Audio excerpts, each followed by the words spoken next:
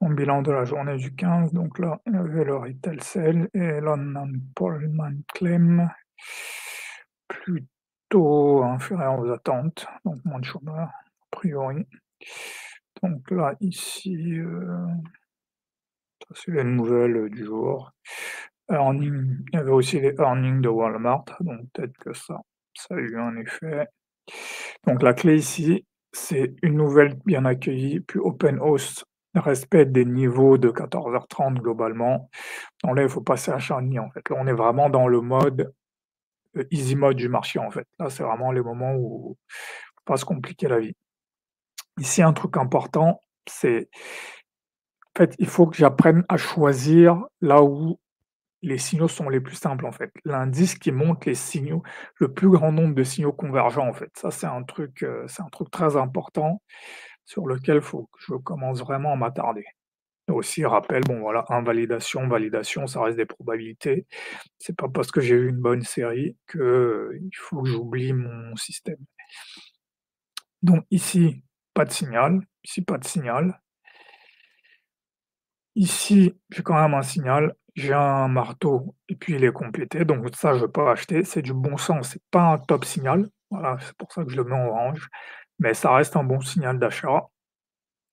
En plus, on a le contexte d'euphorie, voilà, je peux voir ici depuis le jeudi 8. Là, je vais pas commencer à faire du deep buy là-dessus. Ici, je peux rajouter, pourquoi? Parce que c'est un breakout quand même de ce niveau-là. Ou si j'ai pas rajouté, je peux rajouter ici parce que là, on est en mode breakout. Pareil, ici, ça va pas être des signaux de niveau A parce que quand même, il me manque les fair value gap, en fait. Si j'avais eu en plus des fair value gap qui s'ouvrent là, je pourrais passer en A, mais ça reste des bons signaux d'achat. C'est pour ça que là, je les mets en orange parce que là, c'est des bons signaux d'achat, donc là, je peux continuer à acheter, voilà. Un truc intéressant, voilà, dont je parlais sur choisir la simplicité, en fait. Ici, je suis quand même dans un breakout mode où j'ai pas vraiment de signal, alors que là, sur le dos, le prix revient tester le haut de 14h30. Ce signal-là est plus intéressant que cela, en fait. C'est un peu, parce que là, on monte, on revient retester un niveau, puis on repart à la hausse. Donc ce signal-là, techniquement, était meilleur que celui-là. Mais ici, j'avais aussi un signal de vente. Voilà, sur le dos, j'avais aussi un signal de vente, voilà, important.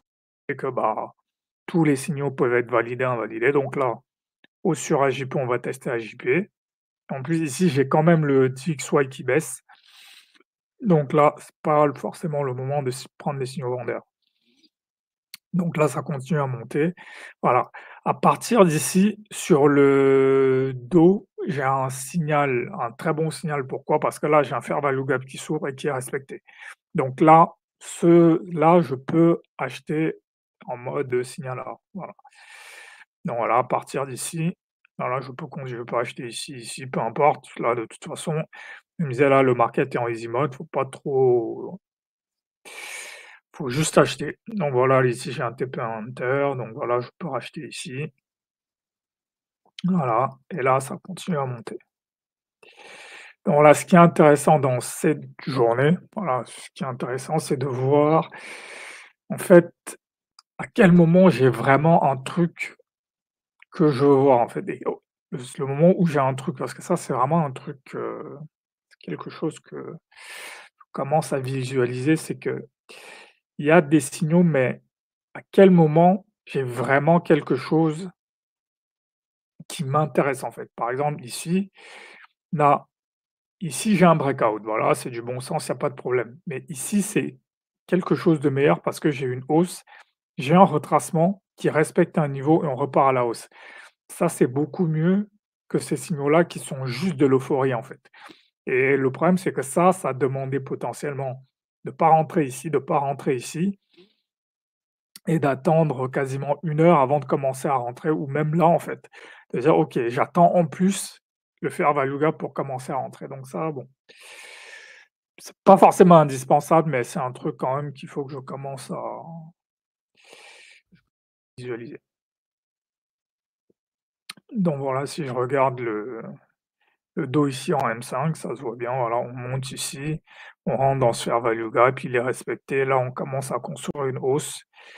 Ici, la bougie rouge devient un support, ici, la bougie rouge devient support, donc là, c'est un signal qu'on est voilà, c'est un petit triangle ascendant qui commence à se former, d'où en fait, là, il y a une convergence de signaux de hausse.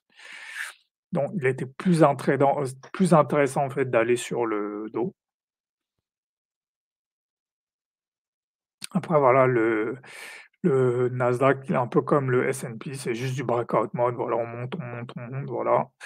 Ça marche aussi juste de dire: «Voilà, on est en euphorie, on est en breakout mode, donc je vais juste acheter tout ce qui se présente».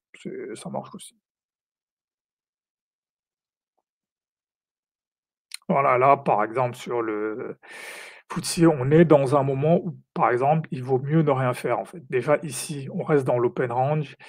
On a entre ici et ici, on a à peine une vingtaine de points, donc il y a de très faibles volumes. Éventuellement, je peux vendre ici parce que là, j'ai eu une baisse. Voilà, je suis dans ce range. Voilà, je peux voir que ici, on est dans ce range et là, c'est un RH50, donc il y a quand même une vente à faire, mais typiquement là, c'est pas des signaux, pas des très bons signaux. En plus, il y a le CPI à 14h30. Donc voilà, ici, sur le DAX, il y a un signal intéressant. Ici, j'ai un range, j'ai un RB50, on commence à breaker, donc dans cette zone-ci, je peux acheter voilà, parce que là, je suis dans un range et on redescend et le RB50 fait support, donc ça, c'est un très bon signal. Et ici, dès qu'on essaye de breaker, ça échoue et on repart à la baisse. Donc ici, j'ai aussi un très bon signal à la vente, en fait. Donc ça, typiquement, ici, s'il y avait eu un choix à faire, il aurait mieux valu trader le DAX que le FTSE parce que j'ai de très bons signaux et là aussi, ça illustre le fait que, bah, tous les signaux peuvent échouer. Donc ici, ça se voit très bien en M15, voilà, ici. On commence à monter ici à l'open, on stagne ici sur le RB50, là on break, le break échoue, on réintègre. À partir de là, très probable qu'on va au moins revenir sur AJP, voire avoir un full retrace.